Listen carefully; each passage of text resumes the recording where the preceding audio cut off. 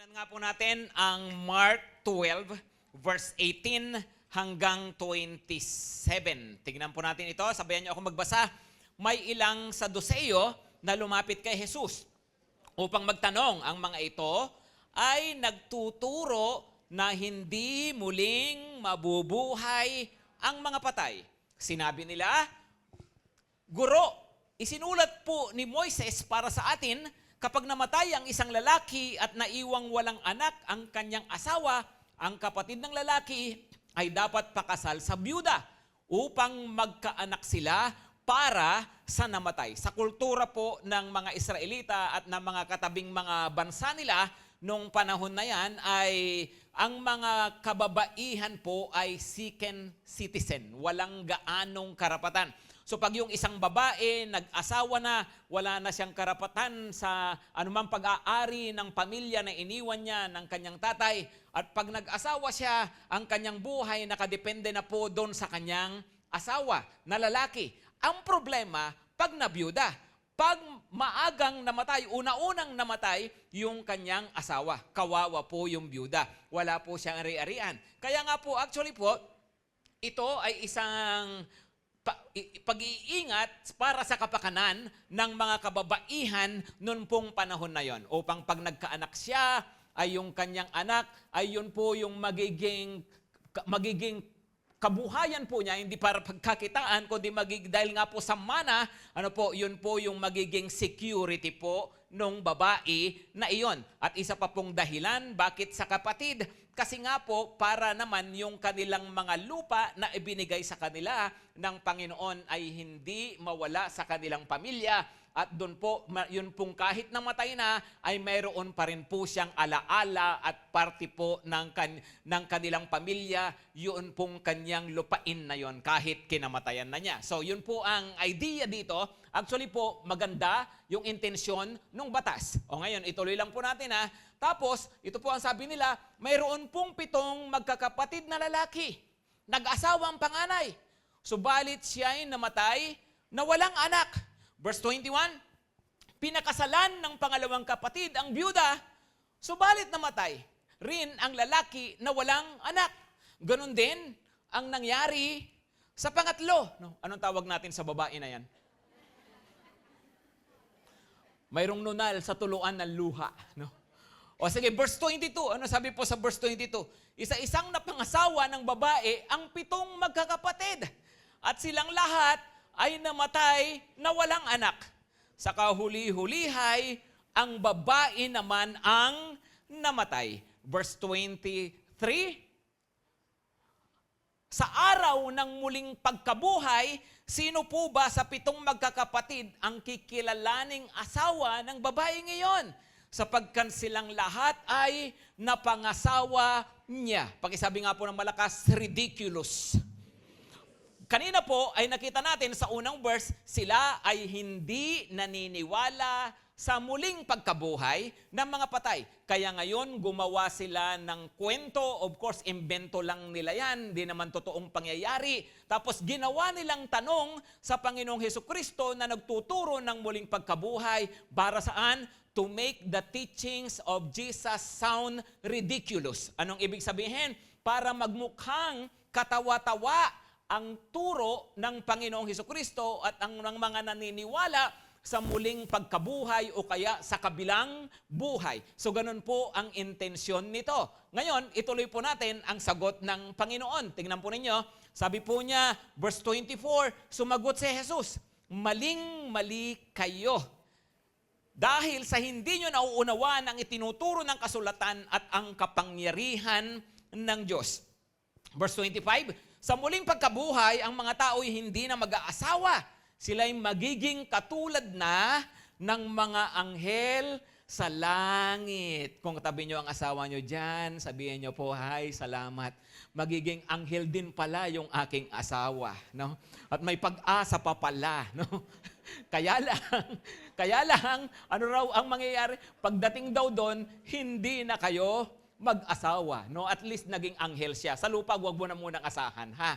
No? Pero maibabait pa yan naman, no?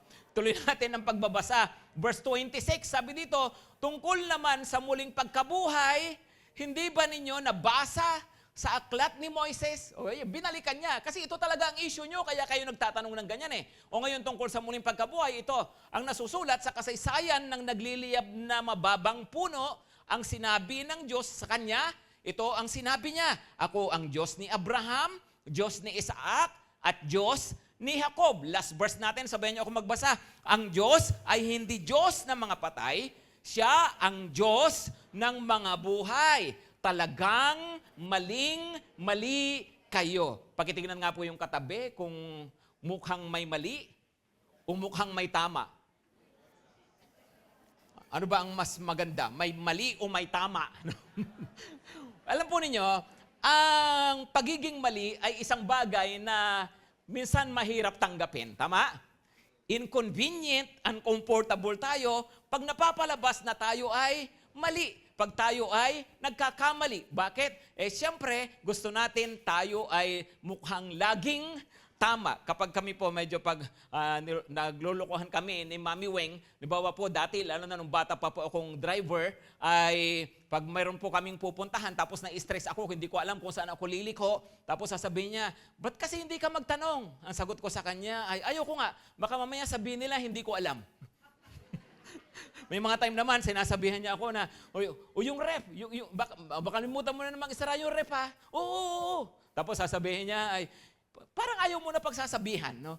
Oo naman, kasi para hindi pag-isipan na hindi ako perfect, no? Kasi nga ganun po tayo, right? We know we are not perfect, pero ayaw nating lumalabas na tayo ay nagkakamali, right? Kaya nga po, isang bagay po ito na kailangan nating maintindihan na sa buhay may makailangang i-correct sa atin. Bakit? Pag na-correct po yan, nagbabago po yung ating mga priorities, nagbabago po yung mga ginagawa natin at yun pong mga takbo ng buhay natin. Amen po ba, mga kapatid? Kasi po, tingnan nyo po ito ang mga Saduceo, mayroon pong maling isipan. Kaya nga sabi ng Panginoon, maling-mali kayo. Kinakailangan silang makorek. At yun nga pong dahil sa mali nilang isipan, ang iniisip nila ngayon, si Jesus ang mali. Kaya nga po, ginawa nilang ridiculous o katawa-tawa yung tungkol sa katuruan ng muling pagkabuhay. Alam niyo ganun talaga ang mga tao. No? Kapag may mga bagay na ayaw nila o hindi sila nag-a-agree sa'yo, they want to make you sound ridiculous. Kahit po ang Kristyanismo ay ginagawang ridiculous ng iba. Pag yun pong paniniwala sa turo ng salita ng Panginoon, para sa iba, yan ay katawa-tawa. Halimbawa po, meron akong ipapakitang picture po sa inyo. Tingnan nyo lang po ito. Yan. Nakita nyo na po ba yan? Nakita nyo na po? Ang laki-laki sa screen, di nyo makita? Sabi po dito, murderer, nag-repent, nag-believe, sumampalataya, napunta sa heaven. Tapos, yung good person na walang pananampalataya kay Jesus, napunta sa impyerno. No? Ngayon, if you put it that way, it sounds ridiculous. Yung tinatawag nating salvation by grace through faith. O nga, parang katawa-tawa nga yun. Parang, ganon, no? Parang, ang labo naman yata nun. Unfair. Di ba ganon po ang iisipin natin? Pero, well, ganito po kasi yan. Ano po? Kapag titignan mo ng ganyan, parang parang hindi nga tama. Pero kung maiintindihan lang natin at malalaman natin yung mga bagay na itinuturo talaga ng salita ng Panginoon, makikita natin, okay, it makes sense. Ganun pala yun. Kasi po, tingnan nyo po, yun pong gumawa nito, kung sino man, actually, ay hindi lang nakasulat dyan, pero ang parang sinasabi niyan ay nag-repent lang, nag-believe lang, parang minamaliit yung ganong bagay, no? Tapos napunta na sa langit. Samantalang ito ay mabuti naman, hindi lang sumampalataya, tapos mapupunta na sa impyerno. Ganon. Ngayon, ano po ba ninyo kung ano ang problema rito? Ang hindi naunawaan ay ito po, minamagnify yun pong kabutihan ng tao at the same time minimize ang sakripisyo ni Kristo. Ginagawang qualified ang tao pero ini-invalidate ang kamatayan ng Panginoong Hesus sa krus na nagbayad ng lahat ng ating mga kasalanan. Kaya nga po, tingnan nyo po, sabi ko po, minamagnify, ginagawang qualified ang tao, pero sa totoo lang, sige, good person, pero saan ka nakakita ng talagang mabuting tao na walang bahid kasamaan? Pero ba ganun talaga? Nakakita na rin ba kayo ng tao na talagang masama at walang bahid ng kabutihan? Sa totoo lang, pareho lang naman, right? May bahid ng kabutihan, may bahid ng kasamaan. Kaya nga po ang papakita, lahat naman talaga ng tao ay makasalanan, lahat naman ng tao hindi deserve ang heaven. Right? Walang may deserve ng heaven. Kaya nga po, ang Panginoong Hesus namatay sa krus para bayaran ang ating kasalanan, malaki man o maliit. Ang importante po, tayo ay lumapit sa Panginoon at pag sinabing mag-repent, hindi mag-repent lang, kundi talagang talikuran ang kasalanan at magbagong buhay. Yun po ang ibig pong sabihin nun. Samantalong isang tao na mabait, tingin niya sa kanyang sarili, mabait, tapos parang hindi niya kailangan si Jesus. Ano ang ibig sabihin nun? Na si Lord, na Diyos, na nagkatawang tao, nagbayad ng iyong kasalanan, hindi mo siya kailangan. Kaya ibig sabihin, hindi ka lumapit sa tagapagligtas, pero deserve mo ang langit. Ganun ba ang ibig sabihin? Kaya nga po kung tutuusin, pareho namang hindi deserve ang kaligtasan. Amen? Ang problema lang, itong mga nag-iisip ng ganito, feeling nila sila ang may deserve nito. Pero yung mga ganyan, hindi nila deserve ito. Kaya parang hindi sila papayag na magkasama sila sa iisang langit.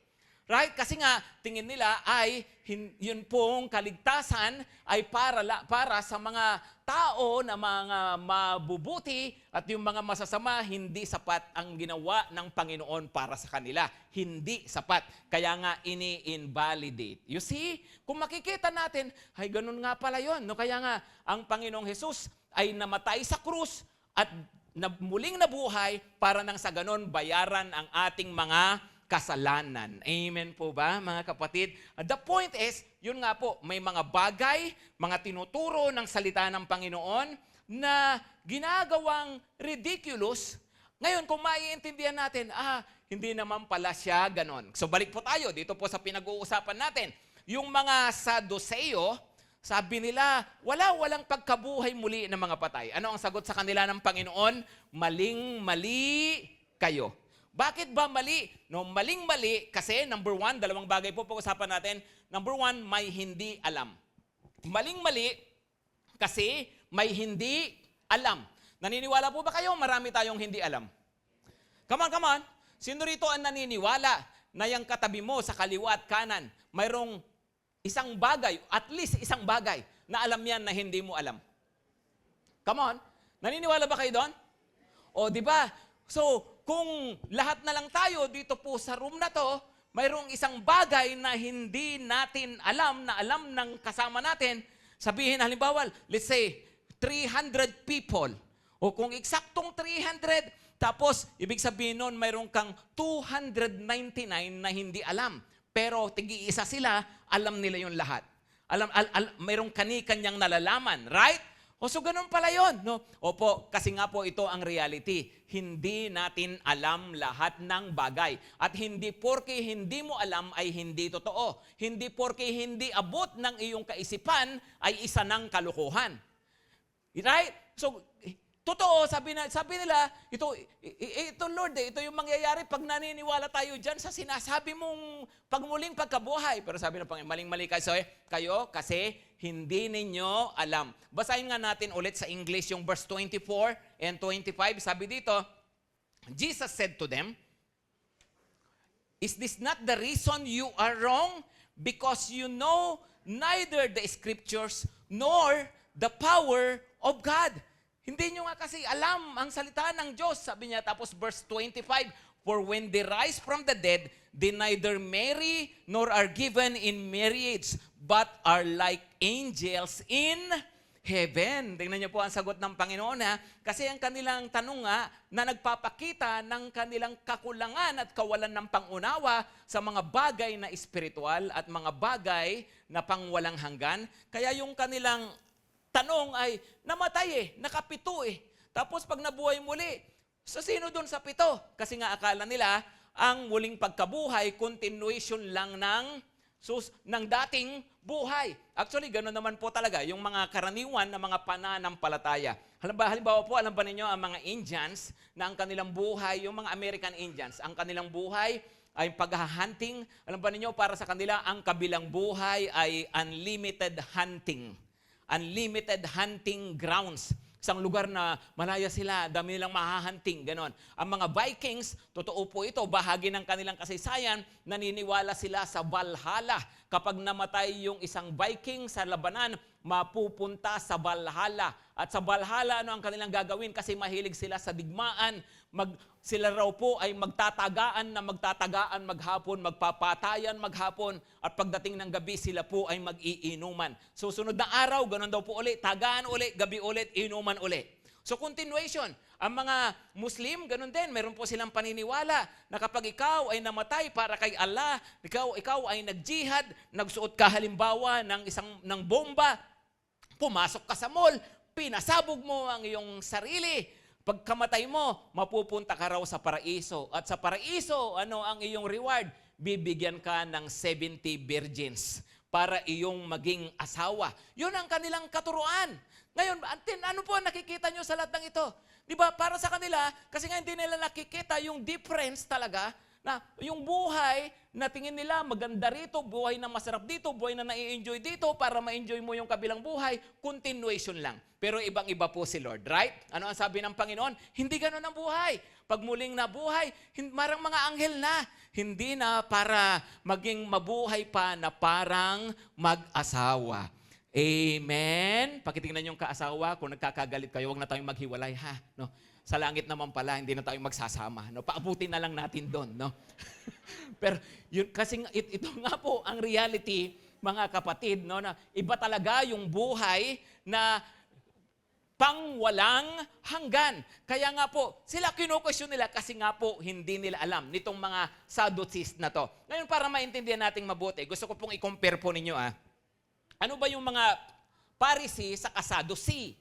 No, sila po kasi yung dalawang grupo ng tao, mga kontrabida, pangunahing kontrabida nung ang Panginoong Hesukristo ay nagkatawang tao. Well, ano po yung mga Pharisee? Ano yung mga Sadducee? Well, ang mga Sadducee, yung malungkot tignan. Yung mga Pharisee, malayo ang tingin. Sadducee, saka far I see. No? Ang mga Pharisees po, yan sila, kung hindi nyo man mabasa, basta ganito lang po yan, ano po, sila po yung mga karaniwan, mga middle class, mga relihiyosong tao, sila po yung kung mag-isip, kagaya ng picture na nakita natin kanina, sila po yung good person, sila yung karapat-dapat, no? Sila yung napaka-stricto sa pagsunod sa batas ni Moses, sila yung tingin nila mabubuting tao, no? Mga legalistic, ayan, no? Sila rin po yung mga pangunahing nagpapako kay Jesus sa krus. Naniniwala sila sa kung anong itinuturo din ng Panginoon mula sa mga anghel, mga demonyo, naniniwala sila doon. Naniniwala sila sa muling pagkabuhay, sa kabilang buhay. Ano naman ang mga Sadducees? Ang mga Sadducee po, ito po yung mga elite ng lipunan. Ito po yung mga mayayaman. Ito yung matataas ang tingin sa sarili. Ito yung ito yung may mga matataas na posisyon. Ito yung mga educated. Ito yung mga may impluwensya. At ito po, ang isang pagkakaiba po nila sa mga Pharisees, sila po ay hindi naniniwala sa anumang bagay na espiritual. Hindi sila naniniwala sa anghel, sa demonyo, sa kabilang buhay, sa muling pagkabuhay sa langit, impyerno. Hindi po nila pinapaniwalaan po lahat po ng iyan. Kaya nga po ganon yung kanilang tanong. Isa pa sa dahilan kung bakit hindi sila naniniwala sa mga yon, kasi nga po, ang pinaniniwalaan lang nila sa Biblia ay yun pong mga sinulat ni Moises. Yun lang pong 5 unang bahagi ng Biblia. Ano po yung 5 sinulat ni Moises? Genesis, Exodus, Leviticus, Numbers, and Revelation. No? Deuteronomy. Ano? So, ito po yung 5 na yun lang ang pinapaniwalaan nila. Yung mga Pharisees, pinaniniwalaan sina Isaiah din, sina Jeremiah. So, ganun po yung pagkakaiba po nila. So, may mga Pharisee, mayroon ding mga Sadducee. Alam po ninyo kung mayroong pangatlo, baka ikaw yon, Watusi. Ano yung Watusi? No? Walang makita. No? Nothing to see. Kailangan ko pa talagang himayin yon, no? So, hindi nakikita yung mga katotohanan na tinuro ng Panginoon.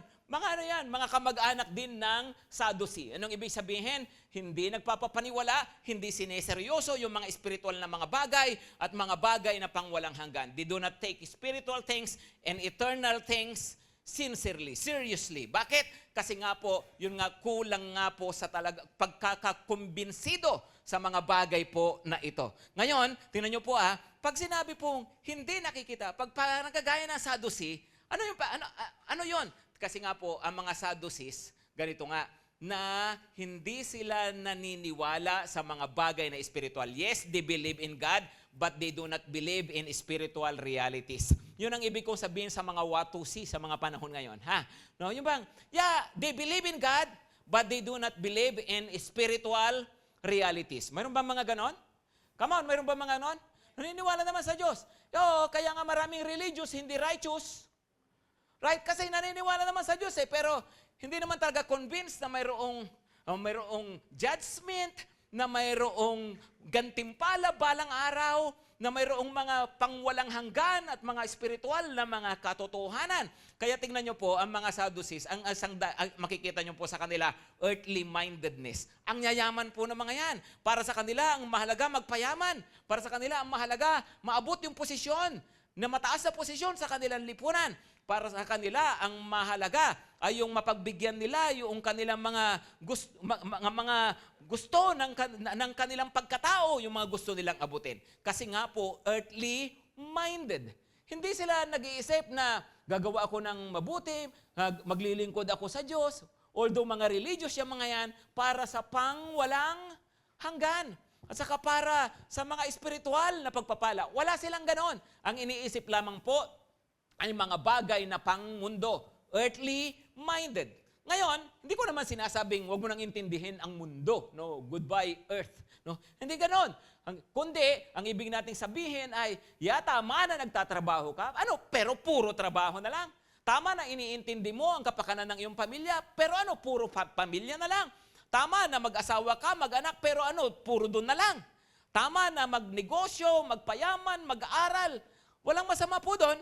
Pero kung puro doon na lang, at iniisip na lang natin, puro mga kapakinabangan dito sa mundo, hindi natin iniisip na mayroon palang kabilang buhay, mayroon palang pangwalang hanggan. Teka muna kapatid, nagkakamali tayo. So mayroong earthly mindedness. Ano pa? Mayroon silang sense of impunity. Pag sinabing impunity, di ba yung parang walang parusa. Gawin mo na kung anong gusto mong gawin. Sabihin mo na lahat ng gusto mong sabihin. Total, dito lang naman yan. Parang sa mga government leaders po natin, alam po natin na pag-uusapan yung salitang impunity, na kahit mangurakot, kahit anong gawin, di naman napaparusahan. Well, ganoon din po sila. Alam niyo po ba, sila po, sa kanila nanggagaling yung mga priest and high priest ng temple, pero sa kabila po ng ganon, ay sila pa po yung nakikipagsabuatan sa Empire of Rome na nanakop noon sa Israel. Sila pa yung mga taksil sa bayan. Bakit? Kasi nga para sa kanila, dito lang naman itong buhay na to Kahit ano naman gawin ko, wala naman ng pakialam. Pag namatay ako, wala naman na lahat. Ganun po sila mag-isip. Hindi nila alam, ang sabi rin ng Panginoon, balang araw, bawat salitang sinabi natin, pananagutan natin sa harapan ng Diyos. Kung salita nga, pananagutan, idilalo pa yung mga bagay na mabibigat na ginawa. Right? Pero yun nga po, mayroong sense of impunity. Ano pa? Mayroong lack of spirituality. Kasi nakikita nga lang yung mga bagay dito sa lupa, mga material, mga pisikal. Hindi alam yung mga spiritual, mga bagay na nakikita, puro temporal, hindi nakikita yung eternal o natural. Mabubuhay sila na parang walang pakialam sa spiritual na mundo kasi nga hindi naman nila ito pinapaniwalaan. Kaya nga po, sa buhay din po natin, mga kapatid, mahalagang makita po natin ito. Hindi pwedeng hindi natin nakikita na mayroong spiritual realm, na ang buhay ay hindi lamang yung nangyayari sa akin dito, hindi lamang yan yung kung ano yung ginagawa ko, kundi kung ano ang ginagawa ng Diyos. Kung ano ang nangyayari sa spiritual realm. Ang tao po na naniniwala sa spirituality, mapanalanginin yan. Nagpipray yan. Lumalapit yan sa Diyos. At ang tao, pag nagkakaproblema, hindi lang yan nagpo-focus sa tao o sa sitwasyon. Kasi alam din niya, sinasabi ng salita ng Diyos, na you do not battle against flesh and blood, you battle against spirits. Madalas ang kalaban sa buhay, hindi naman talaga tao. Kundi sabi niya, mayroong nangyayari sa spiritual na mundo. Halimbawa, may giyera ngayon ang Iran at US. O di ba? Kasi tayo, andito tayo sa Pilipinas, ang layo-layo natin. So maraming Pilipino, walang pakialam dyan. Right? Pero, makikialam ka lang, magiging concern ka lang pag nadadamay ka na. Tama? O ngayon, yung iba dahil nagtaasan yung gas, no, mataas ang diesel, nadadamay na tayo, apektado tayo, kaya yung iba nagiging concern. No? Kahit ang layo-layo, kahit di mo nakikita yung kanilang mga pagbubomba doon, na nagiging concern tayo. Ngayon, ganun din naman mga kapatid. Mayroong nangyayari sa espiritual na mundo, mayroong mga espirito na kumikilos, andyan din ang Panginoon na kumikilos sa ating mga buhay. Mahalagang maging concern tayo kasi may effect din po pala ito sa ating physical realm, sa ating buhay. Kaya importante pala na nanalangin. Importante pala humihingi lagi ng proteksyon at tulong ng Diyos sa buhay natin. Amen? Sa bagay na yan, kapatid, di po pwedeng maging what to see. No? Di po pwedeng hindi natin nakikita. Dapat tinitingnan na, ito pala ang realities ng buhay. Maliwanag po ba? No? Kaya nga po, yun nga, sabi ng Panginoon sa kanila ay, yung nga, hindi nyo kasi ito pinapaniwalaan, hindi nyo nauunawaan yung mga katotohanan ito, kaya maling-mali kayo. Pangalawa, una, sabi ko po, itong mga Pharisees na to, they believe in God, but they do not believe in spiritual realities. Pangalawa po, they believe in the Word of God, but not all of it. Naniniwala sila sa salita ng Diyos, naniniwala sila sa Biblia, pero hindi buong Biblia ang kanilang pinapaniwalaan. Yun na nga, ano lang pinapaniwalaan nila? Mga sinulat ni Moses. Sinulat ni Haring David, sinulat ni Isaias, ni Jeremiah. Wala, hindi na nila pinapaniwalaan po iyon. So, pinili lang nila ang kanilang paniniwalaan. Actually, kahit naman ngayon, sa panahon ngayon mismo, sa Israel, alam ba ninyo, na karamihan ng mga Israelita ay ang paniniwala lang nila hanggang Old Testament. Konti lang ang naniniwala sa kanila sa New Testament. Kaya maraming mga Israelita, karamihan po sa kanila, wala talagang pagkilala sa Panginoon. Di talaga kinikilala si Jesus. Kasi nga po, pinili lang, no, kung ano ang gustong paniwalaan, kagaya nitong mga Sadducees na ito. Ngayon, para naman sa buhay natin, ano ang kinalaman yan? Well, pwedeng sabihin natin, Christian tayo, naniniwala tayo sa Biblia, pero totoo ba na tinatanggap natin ang salita ng Diyos sa kabuuan nito? Ang ibig ko pong sabihin, may mga sabi ang Biblia, may mga aral ang Biblia na masarap tanggapin at masarap paniwalaan. Right? Right? Halimbawa, pag sinabi, God loves you and He is going to bless you. Amen. Pero pag sinabi, repent and turn from your wicked ways. Oh, man. O parang nag-iba na. Di ba? So, parang may mga bagay na ang sarap pakinggan, no? Pero teka muna, paano pag hindi na pabor sa atin? Di ba? Lord, patawarin mo ako sa aking mga kasalanan. Amen. Kagaya ng pagpapatawad ko sa nagkasala sa akin. Amen. No? Pambira, magkasama yun, pinutol mo pa talaga. No? Kaya nga po magandang tingnan po natin, hindi po pwede na pag sinabi ng salita ng Diyos, ito lang pipiliin mo. Totoo, God is love, pero God is just. Right? So hindi po pwede pala na pipiliin ko lang. Pag sinabi ng salita ng Panginoon, yun pong, for I know the plans I have for you. Plans to prosper you and not to harm you. Oh, ang sweet ni Lord. Di ba? Di ba? Ang sarap pakinggan. Right? Yun, para sa akin yan, para sa akin. Paano pag nakikita natin yung mga verses na tayo raw po ay talikuran natin ang ating mga kasalanan. Mukhang ibang usapan na yon. So isipin ninyo, kung gano'n ang gagawin natin sa Biblia, kagaya ng mga Sadducee, pipiliin lang natin ang gusto natin, nabasa natin. No? Ito, sabi, where lives change. Mayroon bang ganung verse? Di ba? Babaguhin ni Lord ang takbo ng buhay mo mula sa pangit pagagandahin niya.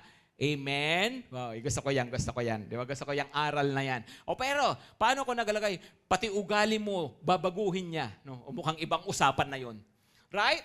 Paano pag ganon? So yung magagandang mga verses ay andyan, sige, dyan ka lang. Pero kapag ayaw natin yung verse, Pag parang hindi natin matanggap, pag tinatamaan tayo, nasasagasaan tayo, anong gagawin natin? Pupunitin ko yung page na yan. No? So imagine ninyo kung gano'n ang gagawin natin sa Bible. Kung halimbawa yung Bible mo, pipiliin mo lang yung gusto mo. Tatanggapin mo lang yung gusto mo. Yung ayaw mo, pupunitin mo. Gaano kaya kanipis ang matitira sa Bible mo?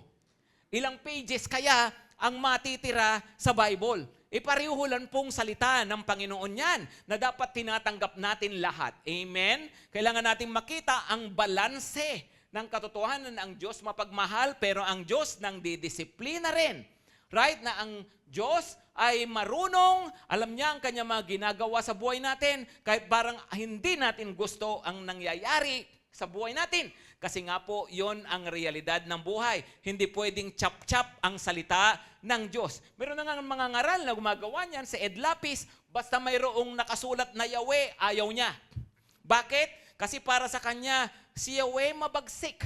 Si Yahweh ay nampaparusa ng kasalanan. Ayaw niya. Ayaw niya kay Yahweh kasi kay Yahweh may batas, bawal lumabag. Pero pag sinabing pag, nag-comply ka. No? So ayaw ng ganon, no? Pati yung sinabi ni Jesus, gusto lang yung sinabi ni Jesus tungkol sa pagmamahal ng Diyos. Pero pag nagturo si Jesus tungkol sa impyerno, ayaw na rin. Pwede bang ganon? Hindi po. Iisang salita ng Diyos, dapat po ay tinatanggap natin ito, hinahayaan natin ito na magdikta ng klase ng ating buhay. Amen, mga kapatid? Pakisabi nga po ng malakas, this is the Word of God. I love the Word of God. And I live by the Word of God. Amen? Kaya nga po, sabi ng Panginoon ulit sa kanila, sabi niya, you are wrong because you do not know the Scriptures and the power of God. No? Kaya nga po pala, napakahalaga, tayo po talagang hayaan natin ang salita ng Panginoon ay punuin nito ang ating isipan, ang ating puso. Tayo po, hindi po tayo traditional Christians. Tayo po ay biblical Christians. Nabubuhay po tayo, nangangaral tayo ayon sa sinasabi ng salita ng Diyos. Kaya nga po dito sa church, meron tayong School of Leaders. Di ba? Meron tayong SOL. Meron tayong Life Class. Meron tayong Cell Group. No? Kasi nga po, mahalaga, yun pong salita ng Diyos. Yun pong mga pastor po dito, no, nakaraang Sunday na morning ay itinalaga natin si JQ para maging pastor na talaga natin sa Malabon. So pinatungan natin siya ng kamay dito. Siya po, graduate po ng college yan, tapos nag-aaral pa po siya ulit ng Bible School. Ganon din po yung pastor natin sa Valenzuela, sa Aklan. No, ganon po ang ginagawa natin. Bakit? Napakahalaga talaga ang salita ng Diyos na hayaan natin, talagang aralin po natin at ituro ang katotohanan. Amen po ba, mga kapatid? Si Mami Wing po, actually, ay maliban sa siya po ay nag-graduate ng Paris, ay siya po ay nag-aral din doon po sa seminary kung saan kami graduate ni Pastor Darwin. No? Totoo po, nag-aral si Mami Wing sa galing po siya ng Paris. No? FEU, Paris Stern University. No? Graduate. Tapos po, nag-aral din siya doon po sa seminary. Naging graduate ang ko rin po. No? Pero ang point ay, kasi nga po, seryoso po tayo. Na ito kasi ito ang salita ng Panginoon. Ito talagang dapat pinapakain natin ang sarili natin ng Word of God. Amen? Kailangan ba talagang mag-enroll, Pastor? Kailangan? Hindi naman, no? Pero importante po tayo nagbabasa ng Word of God. By the way po, gusto ko lang i-announce, in case interesado po kayo, yun pong Bible College na ginraduitan namin ni Pastor Darwin. Iba po yung seminary, iba yung Bible College. Bible College po, para lang alam ninyo, more on hanggang bachelor's yan. Ang seminary po, masteral hanggang doctorate. Yung ginraduitan din namin, magkakaroon na po ng extension dito sa GTC. Sa mga interested po na mag-aral, alam ko po marami pang magiging pastor dito. Amen? No, so, abangan po ninyo yan sa susunod po na pagbubukas ng semester. Magkakaroon na po tayo rito. Yan, So anyway, bakit po? Kasi nga, kailangan nating alamin ang sinasabi ng salita ng Panginoon. Pakitignan ng katabi, pakisabihan, read your Bible. Amen? Mag-devotion. Sabihin mo, mag-devotion. Amen. Okay, number two. Ano yung number one? Maling-mali kasi may hindi alam. Number two, maling-mali kasi may hindi nakita. O balikan natin yung verse 26 and 27. Sabi po sa verse 26 ay, and as for the dead being raised, ayun tungkol naman sa mga patay na muling bubuhayin, dinala sila ulit ng Lord doon kasi yun naman ang issue nila in the first place. Right? Kaya nila tinanong yun kay Jesus tungkol sa babaeng nabiyuda ng 7 beses. Dahil ito lang naman ang gusto nilang palabasin. Hindi totoo ang pagkabuhay ng mga patay. Pambira itong mga to, pinahirapan pa talaga yung babae. No? Pinatayan pa ng asawa. Diba? Dahil dyan, kaya dinala sila ni Lord. O, ito naman talaga yung point nyo eh. O sige, pag-usapan natin yan. As for the dead being raised, have you not read in the book of Moses, in the passage about the burning bush, how God spoke to him saying, I am the God of Abraham, and the God of Isaac, and the God of Jacob. Verse 27, He is not God of the dead, but of the living. You are quite wrong. Yun pong salitang quite sa Tagalog, minsan ay tinatranslate natin yan na medyo, pero ang isa pang ibig sabihin ng quite ay talaga. No? So hindi medyo ang ibig niya sabihin dyan, kundi talagang mali kayo. So sabi ng Panginoon, tingnan nyo yung pag-usapan natin yung tungkol sa pagkabuhay ng mga patay. Di nyo ba nabasa? Of course nabasa nila. Pansinin nyo ang ginamit ni Lord, Book of Moses. Right? Kasi nga, yun lang ang pinapaniwalaan nila. Pinapaniwalaan nila, nabasa nila, pero sabi ng Panginoon, may hindi kayo nakita. At ano ang hindi nyo nakita? Sabi ni Lord, I am the God of Abraham. Di ba si Abraham patay na? Si Isaac patay na? Si Jacob patay na? At yun pong actually, yung tatlong pangalan na yan, yung salitang yan, God of Abraham, God of Isaac, God of Jacob, paulit-ulit na sinasabi yan ng mga Israelita. Ngayon, sabi niya, di ba patay na? Dapat, I was the God of Abraham. Kasi pinag-uusapan natin dito, isang taong matagal nang nakalipas, ngayon ay alabok na. So wala na siya. I was the God of Abraham, I was the God of Isaac, I was the God of... Pero hindi, I am present. Di ba? Ibig sabihin, sinasabi niya, itong Abraham na to, although matagal nang patay, pero sa piling ng Diyos, siya ay buhay. Kaya sabi, He is not the God of the dead, He is the God of the living. Hindi identify ng Diyos ang sarili niya sa isang taong wala na, patay na. Ina-identify ng Diyos ang sarili niya sa isang taong alam niya buhay na buhay pa, kahit patay na sa paningin ng mga tao. Kaya nga lang po kasi, ang mga Saduceo na nagtatanong, hindi nila nakikita ang espiritual na realidad na ito. At yun po ang mahalaga rin, mga kapatid. Bakit nga ba nagkakamali tayo ng mga priorities, ng mga pursuits, ng mga values sa buhay? Kasi po may mga bagay na hindi natin nakikita. Minsan may mga tinitingnan po tayo marahil, no? Bakit itong taong ito?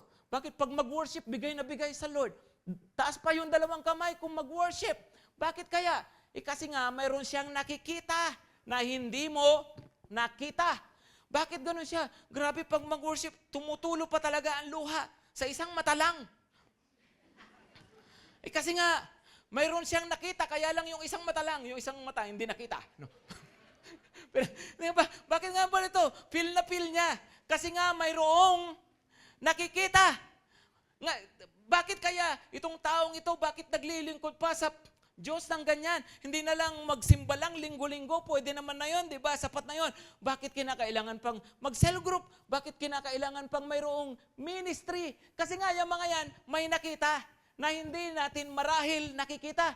Bakit itong mga tumatayo rito sa harapan, yung worship team natin, nagpa-practice pa yung mga yan? Siguro yung mga yan, mga tambay yan. Siguro malang pinagkakaabalan yan sa buhay, kaya maraming oras. Imagine maghapon na sa church, tapos linggo, nagpa-practice pa. No, siguro mula Lunes hanggang Sabado, walang ginagawa yung mga yan. Mga tambay siguro yung mga yan. Alam niyo po mga kapatid, mga professional po yung mga yan. Iba mga estudyante, mga honor students. Pero bakit ganyan po sila maglingkod sa Panginoon? Kasi mayroon silang nakikita. Bakit may mga nabalitaan natin, NBA player, nagpastor? Kasi nga po, may nakita na hindi nakikita ng iba. Diba? Bakit kaya itong taong ito, grabe, ang active niya sa church, ang sipag, ang agang dumarating, tapos talagang nag-i-stay pa sa church, tapos nagtatights pa talaga, samantalang yung iba dyan, late dumating, maagang umalis, nag-CR pa sa offering. No?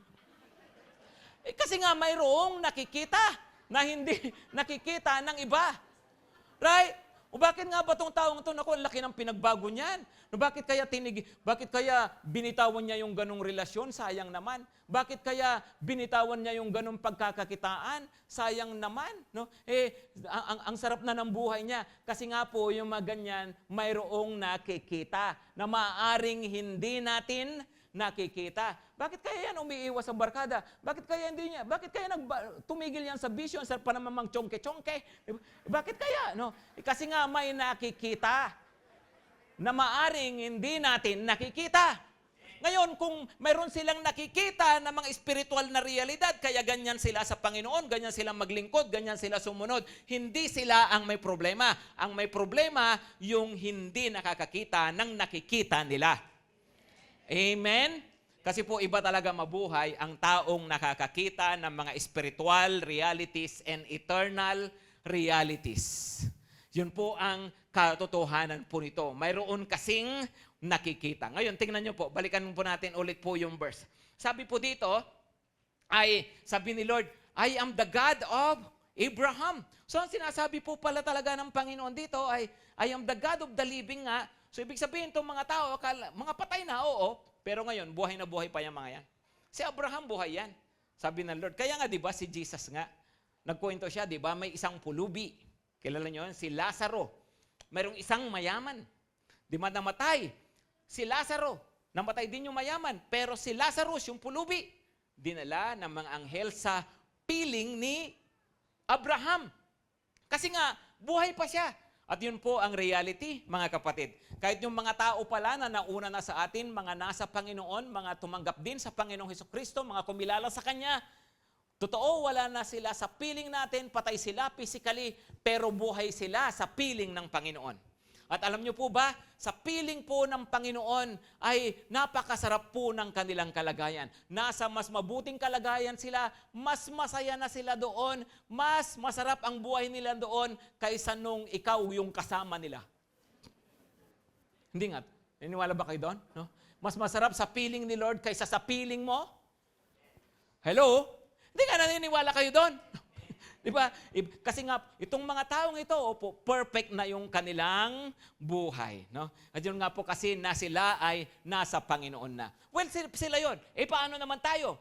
Ito naman po, ang sabi po ng Panginoon. Di ba? Na kapag tayo po, balang araw, aalis sa katawan na ito, ay oo, mawawala ka sa lupa, pero sa totoo lang, buhay na buhay ka pa rin sa piling ng Panginoon. Amen? Kaya nga hindi kinatatakutan ang kamatayan. No? Huwag mo lang madaliin. No? Tingnan mo yung katabi pa kasi huwag ka naman mauna. No? Huwag tayong magunahan. No? May tamang panahon dyan. Right?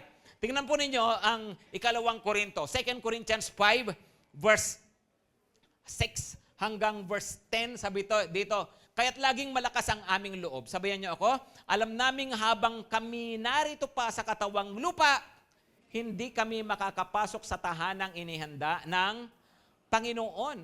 Kasi nga nasa katawan pa eh.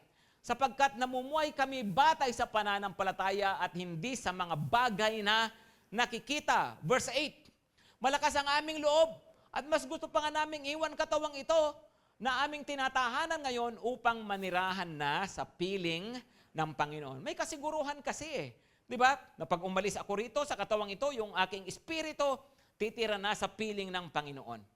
Kaya naman, ang pinakananais namin ay maging kalugod-lugod sa Kanya, maging nasa katawang lupa o maging nasa piling na niya. Verse 10, sapagkat lahat tayo ay haharap sa hukuman ni Kristo at tatanggap ng nararapat ayon sa ating magawang mabuti o masama nung tayo ay nabubuhay pa sa katawang ito. You see, mayroong nakikitang eternal realities, nakikita yung spiritual realities. Kaya nga po, ako sinisikap ko talaga na mabuhay. Sabi niya, ay nakalugod-lugod sa Panginoon kasi alam ko balang araw makakapiling ko ang Panginoon tapos sa kanyang muling pagkabuhay, ako ay haharap sa kanyang hukuman at gagantimpalaan sa lahat ng aking ginawa. Kaya nga po lahat ng mga ginawa natin na pagsunod at paglilingkod sa Panginoon, lahat ng yan hindi nawawalan ng kabuluhan. Amen, mga kapatid? Lahat ng yan ay aanihin pala natin balang araw. Walang sayang na para sa Panginoon. Amen? Maaring sa buhay natin, para kung titingnan mo, parang wala naman no, kung dito tayo titingin. Pero tandaan po natin, hindi pa po ito ang finals. Hindi pa po ito kasi ang awarding. Naglilid ka ng cell group, tapos parang nahihirapan ka, di ba? Yung bang nag-aalaga ka ng tao, nagdi-disciple ka, tapos tinataguan ka, minsan pag ikaw pa yung mali, di ba? Ikaw pa yung nanlilibre lagi. Hayaan mo na yung kapatid kasi balang araw, no? Lahat ng ginawa mo para sa Panginoon hindi nawawalan ng kabuluhan. Amen. Tingnan po ninyo ito, Philippians. Sa Filipos 1, verse 21 to 24. Sapagkat para sa akin, ang buhay ay para kay Kristo at ang kamatayan ay pakinabang. Wow. To me, to live is Christ. And to die is gain. Wow. Gain pala. Hindi kawalan, hindi kalugihan. Verse 22, kung ako'y mananatiling buhay, ito'y kapakipakinabang sapagkat marami pa akong magagawang mabubuting bagay. Hindi ko ngayon malaman kung ano ang aking pipiliin. Ang ganda ng problema niya, no? Hindi ng problema ni Pablo. Sabi niya, hindi ko ngayon malaman. Ano ba? Mamamatay na, gusto ko na bang mamatay o gusto ko pang mabuhay? No? Ano ba talaga? Sabi niya, may pagtatalo sa loob ko. Nais ko nang pumanaw sa mundong ito upang makapiling si Kristo, sapagkat ito ang lalong mabuti. By the way, matanda na si Paul niyan, mahina na rin ang katawan. Malapit na rin siyang mamatay actually. Madami na rin niya nagawa para sa Panginoon. Sabi niya, hindi ko alam kung anong pipiliin ko. Mas mabuti talaga, punta na ako kay Lord eh. Pero sabi niya, verse 24, ngunit alang-alang sa inyo, mas kailangan pang manatili ako sa buhay na ito kasi may gagawin pa ako sa mundo. Amen. Tignan yung katabi, pakisabihan, mabuhay ka hanggat gusto mo. No? Pero, para saan? Para saan? Para sa paglilingkod daw sa Panginoon, para sumunod pa kay Lord. Amen? Hello, amen po ba? Yung bang, okay, gusto, Lord, ginoon pa ako ng buhay, ng kalakasan, ng kalusugan. Para saan? No? Para nang sa ganon daw, makapamuhay pa tayo sa pagsunod at paglilingkod sa Diyos. Right? Ganun pala yung isang malaking dahilan, isang malaking layunin o purpose natin sa buhay. Yung tayo talaga magamit pa ng Panginoon. Amen? Hindi lang para ma-bless, kundi para maging blessing din. Yung pala yung napakagandang puso, kagaya nitong si Apostol Pablo. Alam po ninyo, isa sa mga prayer ko po talaga, ito seriously, sinasabi ko sa Panginoon, nagpe-pray ako, Lord, bigyan mo pa ako ng mahabang buhay, ng mabuting kalusugan, para makabawi pa ako sa mga pagkukulang ko. At saka para magawa ko pa yung mga pinapagawa mo. Kasi alam ko po, may mga pagkukulang ako sa Panginoon in the past. So ang prayer ko, Lord, bigyan mo pa ako ng kalakasan, ng buhay, para nang sa ganon ay magampanan ko pa yung mga dapat kong gampanan. Mapunan ko pa yung aking mga pagkukulang. Makabawi pa, no, para sa paglilingkod sa Panginoon. Amen, mga kapatid? Naniniwala po ba kayo may purpose ang buhay? Na hindi lang para dito sa lupa? Amen? No? Hindi lang para makapito ng jowa? No? Kundi para maglingkod sa Panginoon? Amen? Hindi lang para maghanap buhay? No? Mayroon pong purpose pa, mas malalim na purpose ang buhay. Ang purpose na yan, ma-appreciate mo lang if you truly believe in the spiritual and in the eternal. Tumayo na po tayong lahat. Gusto ko pong basahin natin ang verse po na ito. Efeso 1 verse 18. Ephesians 1 verse 18. Sabayan niyo ako magbasa. Sabi niya, idinadalangin kong maliwanagan ang mata ng inyong isipan upang malaman ninyo kung ano ang pag-asa ng kanyang pagtawag at kung ano ang yaman ng kaluwalhatian na kanyang pamana sa mga banal. Ano raw panalangin? I pray that the eyes of your heart may be enlightened so that you may see the hope to which He has called you, the glorious riches of His inheritance for the saints. Panalangin na raw that God may open the eyes of your heart.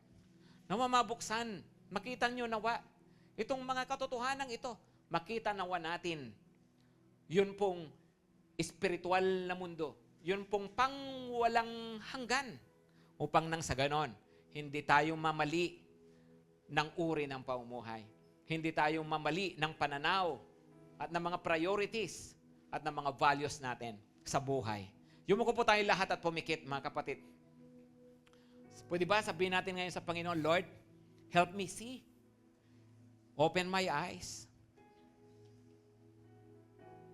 Ito ang panalangin ko po sa atin na talaga pong magkaroon ng revelation of the spiritual, revelation of the eternal sa atin.